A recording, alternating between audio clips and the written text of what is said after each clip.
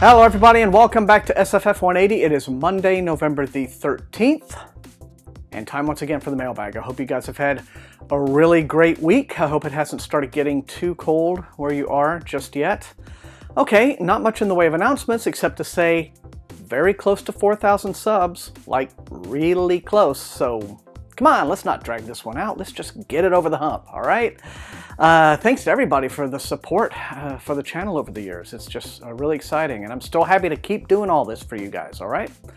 Anyway, smaller, obviously, haul in the mailbag this week because, you know, last week was the big week, and it's a much more modest selection this week. Only about 5 or so packages, but could be some good stuff in there, so let's not waste any time and get right into it. Okay, I'm going to start with this fat one, which, as you can see, obviously contains multiple titles. And this one comes from Macmillan's, so it's probably some Tor stuff. Actually, I have a pretty good idea what this might be. Okay, hopefully these won't go teetering and crashing down all over everything. But first off, it's a collection of 6 little books. This is something new that Tor Books is trying out. They're called Tor Minis. Small format, 4x6 paper overboard hardcovers, perfect for gift giving. These are like little stocking stuffer science fiction books, SF and SFF books actually, in these little hardcover editions that are about the same size, format-wide, as a mass market paperback, which is interesting. I know that like people who don't like mass market paperbacks and prefer trade paperbacks and hardcovers, generally their complaint is that mass market paperbacks are too small. But anyway, who knows? This could catch on. These could be good little gift items. Who knows? Because these are kind of a new project for them, they are, as you see, playing it kind of safe with the titles that they've released for the first batch. So you've got, you know, Old Man's War and Ender's Game, obviously. Although they have nice new covers. There's Volume 1 of Wild Cards, From the Two Rivers by Robert Jordan, which is the first half of The Eye of the World. Which, what happened some years ago, Tor did YA editions of The Eye of the World where they cut the book into 2 halves. Because I guess it was before the time that Harry Potter made it okay to have, you know, 700-800 page YA books. And so they've done From the Two Rivers as one of these. Why they didn't just go ahead and do Eye of the World, I don't know. And then Edge Dancer, a standalone copy of Edge Dancer by Brandon Sanderson, which is the Stormlight short novel that also appears in Arcanum Unbound. Now it's on its own. The only thing that's really new here is a short story collection by Charlie Jane Anders called 6 Months, 3 Days, 5 Others. Stories include The Fermi Paradox is Our Business Model, As Good as New, Intestate, The Cartography of Sudden Death, 6 Months, 3 Days, which won the Hugo, and Clover, which is exclusive to this book. So, okay, so there you are. And these are all already out, actually. They came out on the 17th. Of October, and here they all are. I do actually like the Ender's Game cover, probably best of all the new covers. That's pretty sharp. Actually, I think this has been the cover of the ebook version too. And I also got this cute little piece of glittery fabric, which I'm not sure what I'm meant to do with it. It doesn't actually reach all the way around my head. See, if they put little like string attachments on these things, I could have like, I don't know, wandered around like this in public for no good reason, but oh well, missed opportunity there. Anyway, next up, oh god, I'm gonna have glitter all over the carpet now.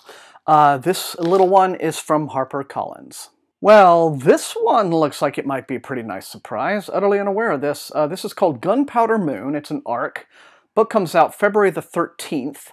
The author is David Pedreira. Names, I'm so bad. All right, it's described as a cinematic new science fiction thriller by debut author. A novel that combines the inventiveness of The Martian, the intrigue of The Expanse, and the thrills of Red Rising. Okay, anyways, a murder mystery on the moon. The moon smells like gunpowder, apparently. Every lunar worker since Apollo 11 has noticed it, a burnt metal scent that reminds them of war. Caden Deschert, the chief of the U.S. mining operation on the edge of the Sea of Serenity, thinks the smell is just a trick of the mind, a reminder of his harrowing days as a Marine in the war-torn Middle East back on Earth. It's 2072, and lunar helium-3 mining is powering the fusion reactors that are bringing Earth back from environmental disaster. But competing for the richest prize in the history of the world has destroyed the oldest rule in space, safety for all. When a bomb kills one of Descher's diggers, on Mare Serenitatis, a Sea of Serenity, the haunted veteran goes on the hunt to expose the culprit before more blood is spilled. But as Descher races to solve the first murder in the history of the moon, he gets caught in the crosshairs of two global powers, spoiling for a fight. Reluctant to be the match that lights this powder keg, Descher knows his life and those of his crew are meaningless to the politicians. Even worse, he knows the killer is still out there hunting. Frankly, this already sounds like a better plot than Artemis. In his desperate attempts to save his crew and prevent the catastrophe he sees coming, the former Marine uncovers a dangerous conspiracy that, with one spark, can ignite a full lunar war, wipe out his team, and perhaps plunge the Earth back into darkness. Interesting. Murder and intrigue on the moon, apparently. February the 13th. Gunpowder Moon from Harper Voyager. And this one is from Saga Press, probably. It is the very shiny, finished copy of Rachel Neumayer's Winter of Ice and Iron, and I believe that this is set in the same world as her previous novel, The Mountain of Kept Memory. So let's have a look at the synopsis here. It comes out on the 21st. In a world subject to indifferent gods and immanent spirits, I-M-M-A-N-E-N-T, where many-headed dragons ride midwinter storms across the land during the dark turn of the year, the ambitions of power-mad kings seldom present the greatest threat to peace and prosperity. Even so, they don't make comfortable neighbors. When Kahira, princess of the peaceful land of Haravir, finds her country threatened by the ambition of the mad king of Emmer to the north, she resolves to take any steps necessary to protect her people, but she never expected to find herself a pawn in a power struggle between enemies she hadn't even known existed. Abducted and powerless, she must find a way to forge new alliances or see her homeland fall. Inith, infamous Woke-Duke of Ianete, has long wished to break from his king and establish an independent kingdom of his own. When Kahira unexpectedly falls into his hands, he immediately sees how he might use her to achieve his ambition at last. But he never expected to care for her. Even as triumph seems within his grasp, he finds himself torn between grim ambition and the hope of winning something more. As midwinter rushes down upon the world, Kahira and Inith must find a way to work together, or they may both lose everything to a common enemy that is more dangerous than either of them had ever suspected. So, here, well, it's falling apart. Here we have it. Winter of Ice and Iron. Try to get that jacket back on there. By Rachel Neumayer on the 21st from Saga Press. Next up, just says it's from Macmillan. Okay, boy, I just about needed a bandsaw to open that. This is an arc for the new Terry Goodkind book. Second in his new series, Sister of Darkness, The Nietzsche Chronicles. Shroud of Eternity comes out January the 9th, and so this, I guess, picks up from where his previous book, Death's Mistress, left off. So it's in that sort of truth world, but it's a different character, Nietzsche. Formidable sorceress Nietzsche and her companions, the newly powerless Nathan and the youthful Bannon, set out on another quest after driving ruthless Nurukai slavers out of Renda Bay. Their mission, restore Nathan's magic, and for Nietzsche, save the world. So, Terry Goodkind's one of these guys where, you know, you're a fan or you're not. But if you are a fan, you'll be happy to know that this arrives on the 9th of January. And last up, a Simon & Schuster title. And they have very nicely sent me another copy of Barbary Station, which came out on the 31st, Halloween Day. So, by now, you should already well know about this one, right?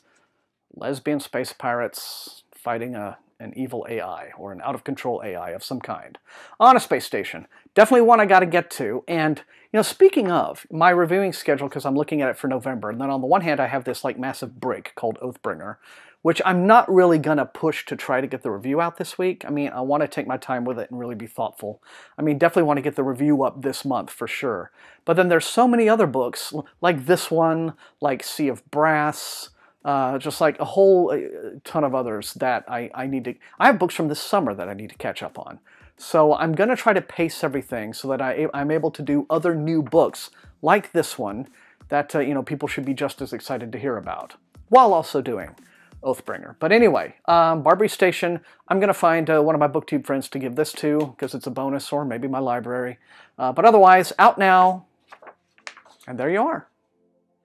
And that's all I got for this episode of the Mailbag. You guys know the drill. Hit those comments. Let me know which of these looks most interesting and exciting to you, which you would like to see me prioritize for review. Also, quick news. last week, the Amencore giveaway.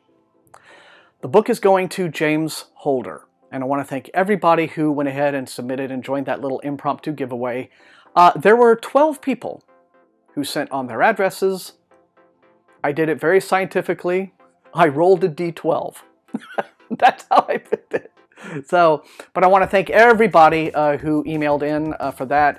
And some of you included some very nice comments in your email about the channel and the work I do as well, and that's very much appreciated. So, okay. In the future, if we get something else like that and I do another giveaway, it'll be probably the same sort of thing. So, but thank you all.